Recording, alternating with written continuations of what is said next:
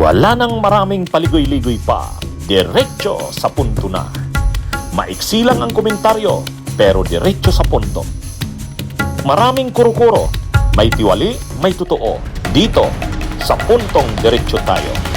Punto, diretso. Patawad daw. Patawad daw, sabi ni Sara sa kanyang pahayag. Humingi siya ng tawad, no? May mga ganun-ganun pang drama, no? Patawad daw. Alam niyo kung ano ang hiningi niya na tawad? Humihingi daw siya ng tawad sa ating mga kababayan sa kanyang pagsuporta kay PBBM. Kaya daw naging pangulo si PBBM dahil sa kanyang suporta. Nanalo daw ito, naging pangulo dahil sa kanya. Tinulungan niya daw ito. Kung hindi dahil sa kanya, hindi at ito magiging pangulo. Tapos sa kanya na sinabi yung mga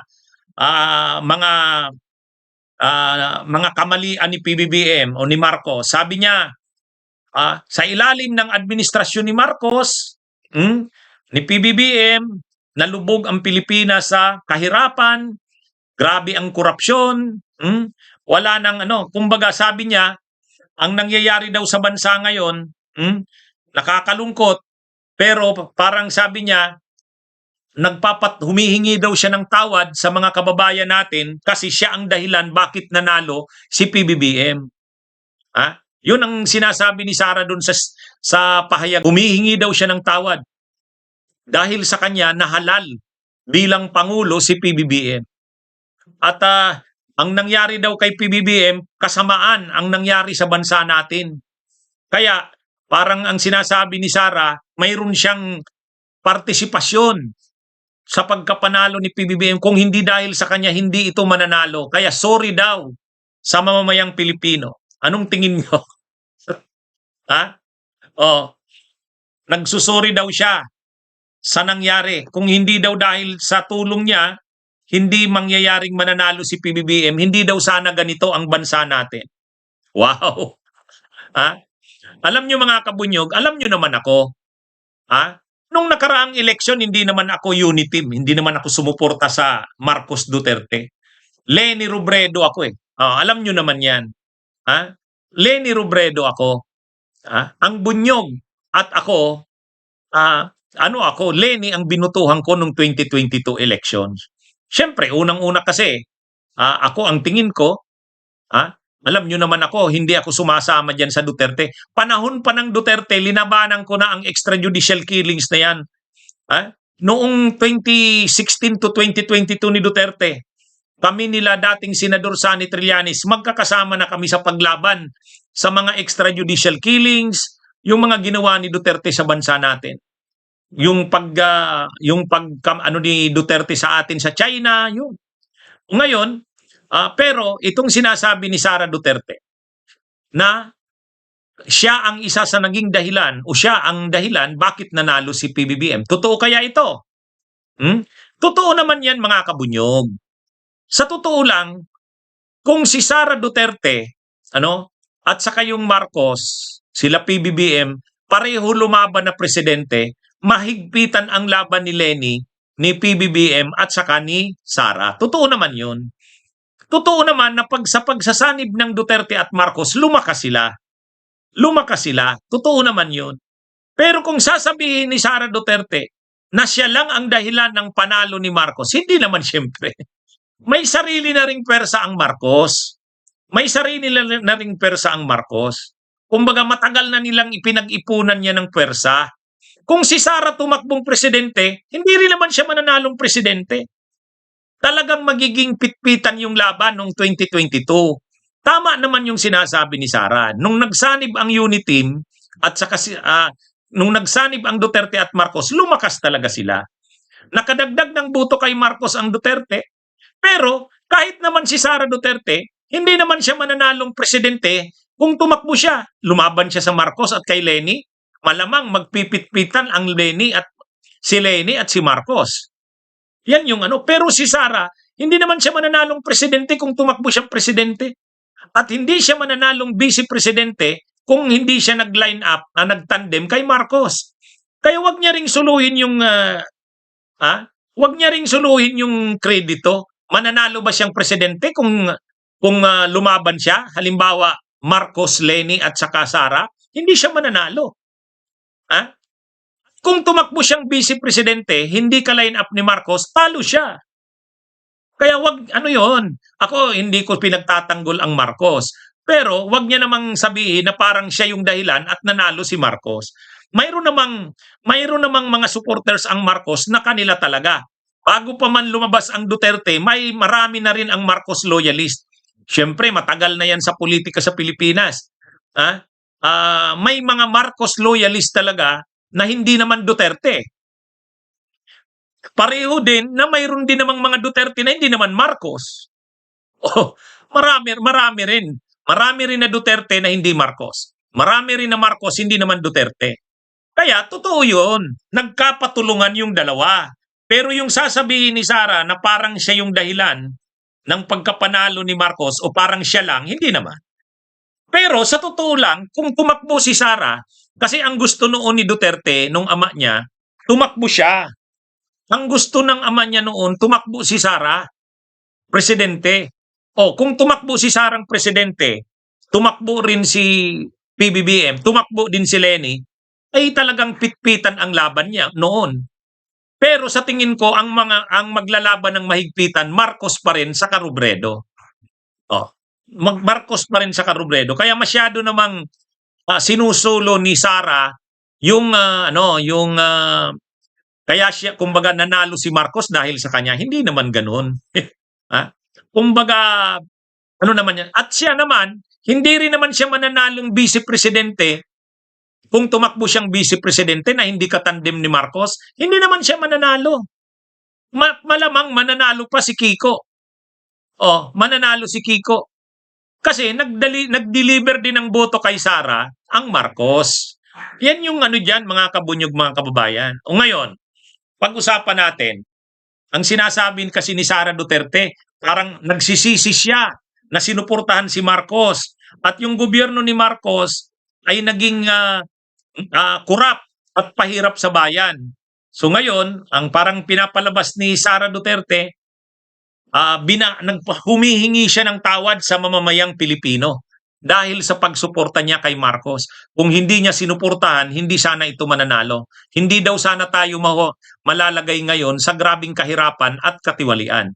Unang-una, kahirapan ng mga Pilipino at ang korupsyon sa Pilipinas ay matagal na yan. Hindi ang kahirapan ngayon ay hindi naman ngayon lang nangyari. Kahit naman sa panahon ng ama mo, Sara Duterte, grabe na ang kahirapan ng mga Pilipino. Kaya wag mong sabihin, kung hindi ko pinagtatanggol ang administrasyon ni Marcos ngayon. Ang sinasabi ko lang, wag niya namang sabihin na para bagang yung panahon ng kanyang ama, hindi naghihirap ang mga Pilipino. Na para bagang nung panahon ng kanyang ama, walang korupsyon. Ay, wag mo nga kami, Sara Duterte. Ang korupsyon ay nandito na sa mga nakaraang administrasyon. Mula pa sa mga nakaraang administrasyon, ang kahirapan ay nandito na sa Pilipinas. Ang korupsyon, problema na yan ng Pilipinas. Kaya lang habang tumatagal, lumalala.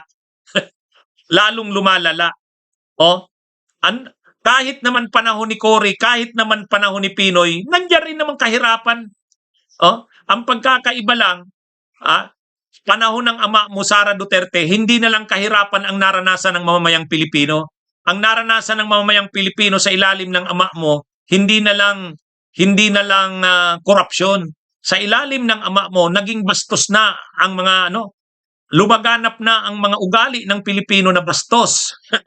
Yun, pinalaganap yun ng ama mo. At napailalim tayo sa China.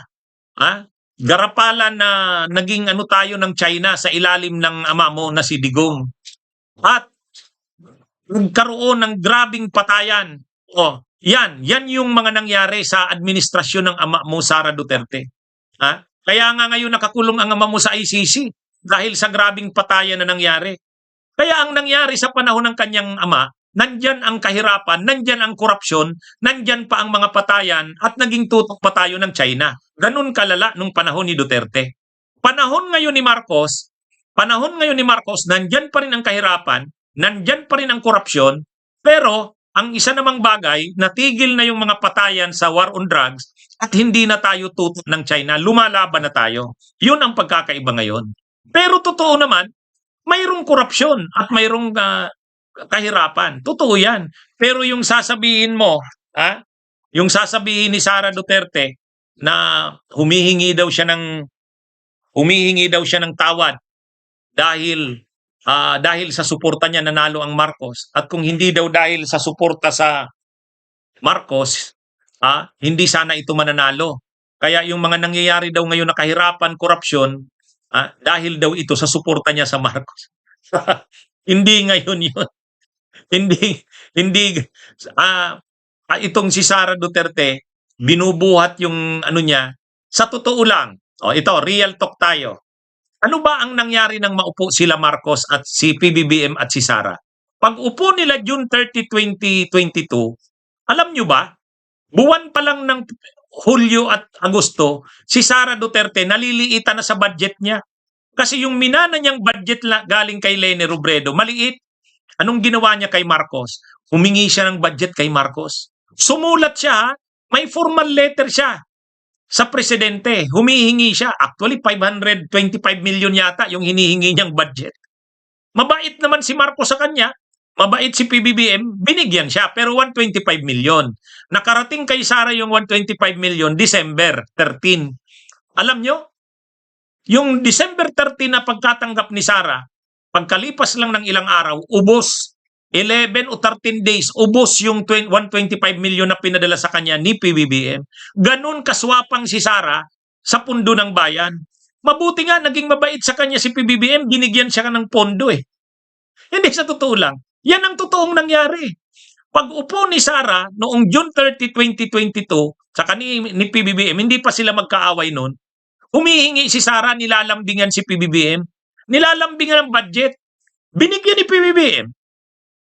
Mayroon ba tayong preba niyan? Yes, may formal letter si Sara, nagre-request ng budget sa presidente. Mayroon, binigyan ba ng presidente? Yes, yung 125 million na confidential funds, December, galing yun sa Office of the President. Binigyan si Sara. Ngayon, anong nangyari? Anong nangyari? Nung matanggap ni Sara, 11 days na ubos, 11 o 13 days. Ganun kaswapang si Sara, mga kabunyog, mga kababayan. Matindi. Nung 2023, 2023 na, 2023, hindi pa sila magkaaway noon. Hindi pa sila magkaaway sa kasi Romualdez. Binigyan siya ng 2.3 billion na budget sa OBP. Samantalang si Leni Robredo, sa buong panahon ni Duterte, ang binigay lang na budget niyan taon-taon, 600 million, 700 million. Tumaas lang yata nung panahon ng COVID, 800 million. Ganun yung budget ni Leni Robredo sa ilalim ni Rodrigo Duterte. 600 million, 700 million, malaki na yung 800 million, isang taon lang yata ganun. Si Sara, binigyan ng 2.3 billion bilang OBP. Sa OBP yan hindi DepEd, OBP. Bakit ganun?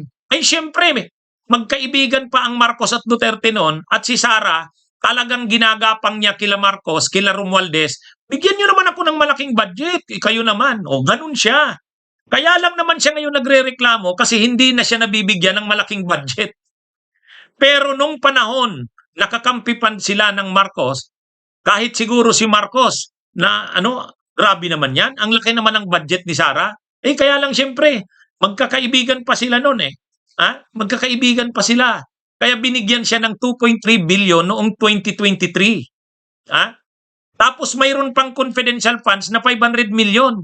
2023 yan Mayroon pang confidential funds sa DepEd na 125 million. Kaya 625 million ang confidential funds ni Sara. Ganun katindi si Sara. Ngayon niya sasabihin na patawad.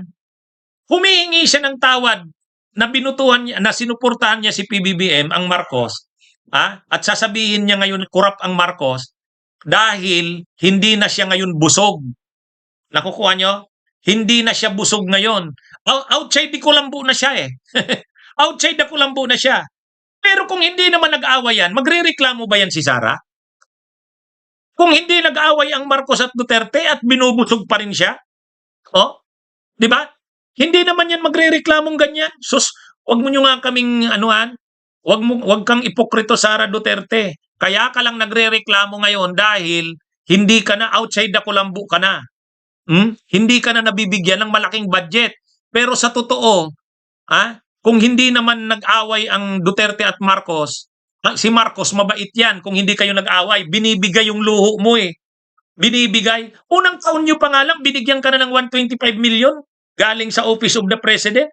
Pangalawang taon, 2023, hindi pa kayo magkaaway. 2.3 billion ang budget ng Office of the Vice President. Di ba? Hindi. Real talk lang tayo. Na bago lang ang lahat noong 2024, magkaaway na ang Marcos at Duterte. Bumaba na yung budget niya. Wala na siyang confidential funds.